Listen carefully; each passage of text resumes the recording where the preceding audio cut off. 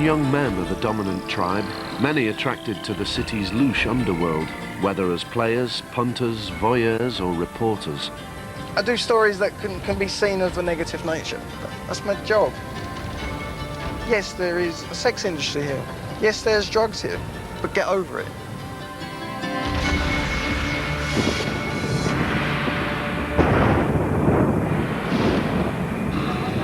Jonathan Taylor is a 35-year-old British photographer. For 4 months, Jonathan has been working on a story about a highly addictive new drug. I don't want to get any incident that could be related to my methamphetamine story. But if there's a homicide or if there's something else crop up, I'll cover it. It might be of use at later time for another story that I'm on. But primarily, I'm just trying to cover my one story and see what happens. It's Friday night, it's 11 o'clock. It's kind of likely that there's something might turn up. Ever since I was 14, I've known that I've wanted to be a photographer, right? It's been a dream of mine. The only thing I've ever wanted to do is take pictures.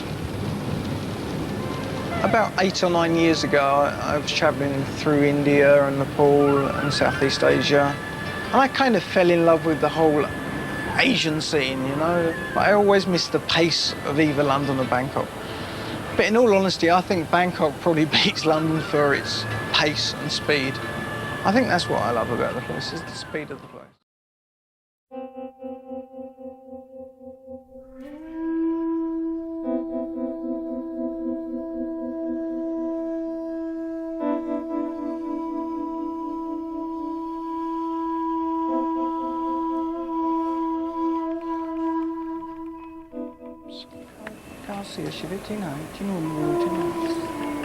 Not sure what's happening, obviously.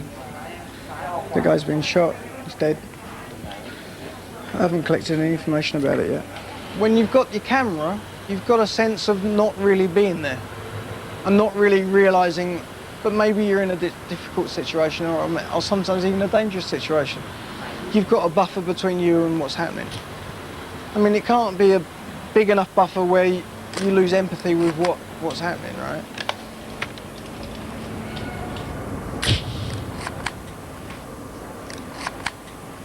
They get so used to it that they can smile on the scene, you know what I mean? But it still upsets me. This guy's not directly related to it, but he's the guy that took the body into the hospital, right? He's saying really he's got nothing to do with it, but, you know, I mean, just look at the blood on him, right? He's got something to do with it. I haven't been to a murder scene for a while now, and it's upsetting. Photographer Jonathan Taylor speaks Thai fluently and probably has more contact with the locals than most other expats. Yet even he remains an outsider, an observer. His everyday life continues to take him to the most desperate parts of the city. He's entering a slum area to photograph drug use. All the people he's been photographing are using a highly addictive new drug called mad medicine. It's the new drug of choice for most of the bar girls in the city's strip clubs. Jonathan has spent 3 months in this risky area in a bid to win their trust. In Britain, this would be a front-page story, but Jonathan will be lucky if he sells the pictures at all. This boy has just shocked me by telling me that he started to smoke this from the age of 7 years old. He's now 14 years old, and he's now selling it. He sells about 40 tablets a day, and he smokes about 20 a day, which is a huge amount.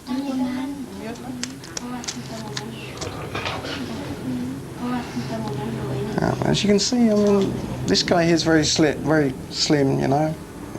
He's kind of slim, but some people are extremely skinny because it takes away your appetite, you don't sleep.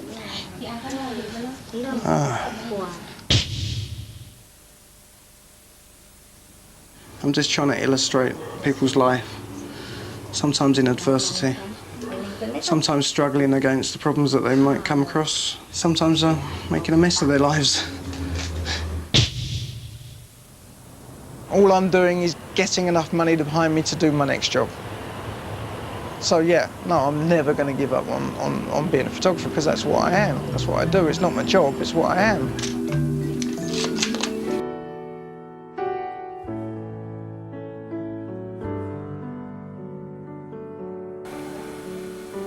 Bangkok-based British photographer Jonathan Taylor has first-hand experience of the yaba epidemic and its consequences. Well, the police changed it from horse medicine to crazy medicine. It used to be called horse medicine because people used it and then they could work like a horse.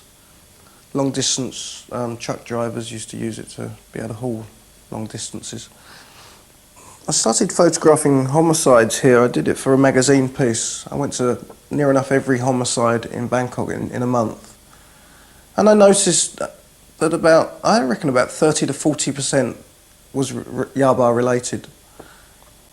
Here's one of the shots. I've got someone smoking the drug. They use a cigarette packet and then cut the foil from the cigarette packet into strips. The paper from the cigarette packet is then rolled into a little pipe, and the lighters are adapted so that the flame's really small. Yaba comes in many colours, but is often red. Its casual use was evident from watching the smokers that Jonathan now led the cameras to. Never more than 20 tablets a day, but it depends how much they want on a daily basis. When they smoke it, it gives them the power to go out and work and do whatever, but when they stop, it's like they're dead. The